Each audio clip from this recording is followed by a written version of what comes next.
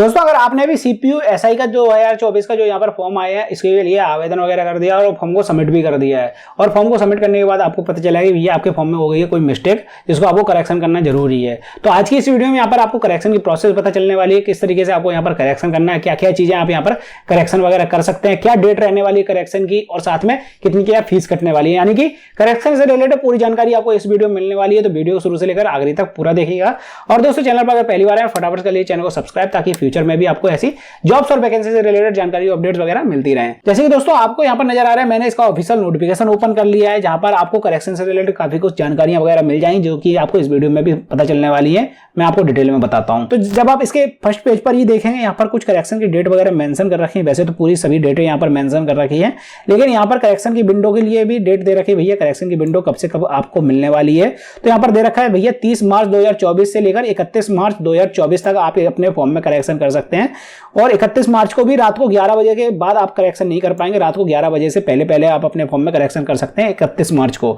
यानी कि 30 तारीख का आपका पूरा दिन रहेगा और 31 तारीख का आप रात को 11 बजे तक करेक्शन कर पाएंगे। और 30 तारीख को भी दोस्तों कई लोग रात में कमेंट करने लगते हैं, भैया 30 तारीख लग गई अभी तक करेक्शन की प्रोसेस शुरू नहीं हुई है, तो थोड़ा बहुत टाइम लग सकता है। मतलब कि सुबह 10 बजे तक हो सकता है प्रोसेस शुरू हो, या फिर 11 बजे तक शुरू हो, लेकिन हाँ 30 तारीख को आपकी प्रोसेस करेक्शन की शुरू हो जाएगी, तो टेंशन मत लीजिए। इसके बाद अगर मैं चार्जेस की बात करूं, तो यहाँ पर दोस्तों चार्जेस भी मेंशन कर रखे हैं। अगर आप अपने फॉर्म में करेक्शन करते हैं एक बार, यानी कि फर्स्ट टाइम आप अपने फॉर्म में करेक्शन करते हैं, तो यहाँ पर आपको 200 रुपए चार्ज पे करना पड़ेगा करेक्शन करने के लिए। और अगर आपको लगता है भैया उस टाइम आपने जो करेक्शन किया है 200 रुपए चार्ज पे करके उसमें भी आपसे कोई मिस्टेक वगैरह रह गई है जिसको आपको करेक्शन करना है, तो आप यहां पर दोबारा से करेक्शन कर सकते हैं। लेकिन उसके लिए दोस्तों यहां पर 500 रुपए आपको चार्ज पे करना पड़ेगा। यानी कि फर्स्ट टाइम करेक्शन करने के लिए आपको 200 रुपए चार्ज पे करने पड़ेंगे अपने फॉर्म में फर्स्ट टाइम अगर आप करेक्शन करना चाहते हैं। और अगर फिर भी कोई मिस्टेक वगैरह रह जाती तो आप यहाँ पर दोबारा से करेक्शन कर सकते हैं 500 रुपए चार्ज पे करके। अब अगर मैं यहाँ पर दोस्तों कैटेगरी की बात करूं, तो आप चाहे जनरल में आते हो, SC ST में आते हो, OBC में आते हो, एक्स सर्विस मैन हो, या फिर विकलांग हो,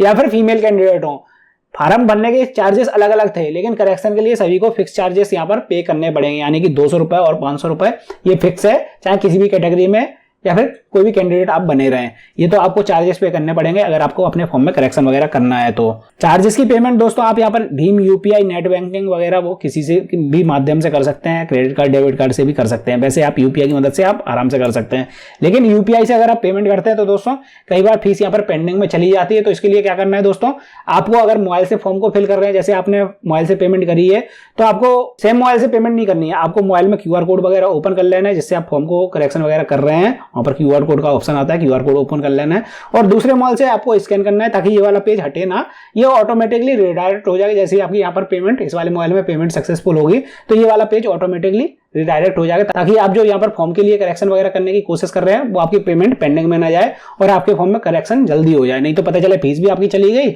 और आप करेक्शन भी ना कर पाए। तो इस वजह से मैं आपको बता रहा हूं, अगर आप UPI का माध्यम से पेमेंट वगैरह कर रहे हैं तो आप इस तरीके का यूज करिए, तो आपकी पेमेंट पेंडिंग में नहीं जाएगी। अब यहाँ पर कई लोग ये भी कमेंट करके बोलते हैं मेरे से, भैया अगर मैंने फर्स्ट टाइम मतलब मैंने जो यहाँ पर फॉर्म को फिल किया था उस टाइम जो फीस करने का पेमेंट करने का ऑप्शन था उसी टाइम मैंने फीस पेमेंट नहीं कर पाई है, तो क्या यहाँ पर आवेदन वगैरह मतलब जो यहाँ पर करेक्शन की प्रोसेस होगी शुरू होगी तो उस टाइम मैं कर सकता हूँ करेक्शन वगैरह, मतलब फीस वगैरह पेमेंट कर सकता हूँ जो फर्स्ट टाइम ही मेरा फॉर्म सबमिट नहीं हो पाया। तो दोस्तों जिनके फॉर्म पहले सबमिट नहीं हो पाए हैं, जिनको फीस पेमेंट करनी थी और वहां पर इनकम्प्लीट लिख कर आ रहा है, जब आपका प्रिंट आउट वगैरह निकलता है तो उसमें इनकम्प्लीट वगैरह लिख कर आ रहा है, तो आप यहाँ पर दोबारा से अप्लाई वगैरह नहीं कर सकते, ना ही यहाँ पर आपको दोस्तों फीस पेमेंट करने का ऑप्शन दिखाई देगा। मतलब जो लोग कंप्लीट कर चुके हैं, सबमिट कर चुके हैं अपने फॉर्म को, सिर्फ उन्हीं लोगों के पास यहाँ पर ये वाला ऑप्शन आने वाला है दोबारा से फॉर्म को एडिट वगैरह करने का या फिर फीस वगैरह पेमेंट करने का। अब यहाँ पर मैं आपको ये भी बता देता हूँ दोस्तों कि आप क्या क्या चीजों में करेक्शन कर सकते हैं। तो दोस्तों आप यहाँ पर सभी चीजों में करेक्शन कर सकते हैं। आपके नाम में भी कोई मिस्टेक हुई है वो भी आप करेक्शन कर पाएंगे, पिताजी के नाम, माताजी के नाम में, एड्रेस में, जाति में, मोबाइल नंबर में, ईमेल आईडी में, यानी कि A to Z आपकी कोई भी मिस्टेक हुई है, जो यहाँ पर आपने सेंटर वगैरह सेलेक्ट करे हैं वो भी आप चेंज कर पाएंगे। फोटो सिग्नेचर वगैरह में भी आप चेंजेस वगैरह कर पाएंगे। मैं आपको बता देता हूँ किस तरीके से आपको चेंज करने हैं। जैसे जब आप अपनी ID और पासवर्ड से लॉगिन करेंगे दोस्तों, यहाँ पर मैं लॉगिन कर लेता हूँ, नया पोर्टल आ चुका है, आपको पता ही होगा। अगर किसी ने इसका रजिस्ट्रेशन नहीं किया तो मैं रजिस्ट्रेशन के लिए भी अलग से वीडियो डाल दूंगा इसी वीडियो के आखिरी में, तो आप अपने फ्रेंड तक उस वीडियो को शेयर कर सकते हैं जो कि नया रजिस्ट्रेशन करना चाहता है इसके फॉर्म में, क्योंकि इस बार से नया रजिस्ट्रेशन का प्रोसेस आ चुका है और सभी को ये वाला रजिस्ट्रेशन करना कंपलसरी है। अगर किसी ने भी ये नया रजिस्ट्रेशन नहीं किया है तो वो अपने फॉर्म को फिल नहीं कर पाएगा।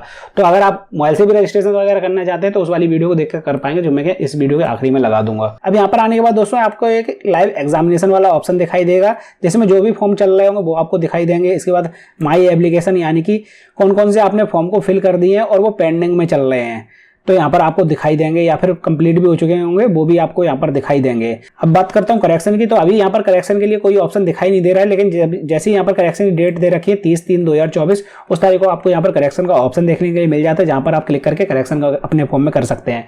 मैं बताने वाला हूँ क्या क्या चीजें आप करेक्शन कर सकते हैं दोस्तों।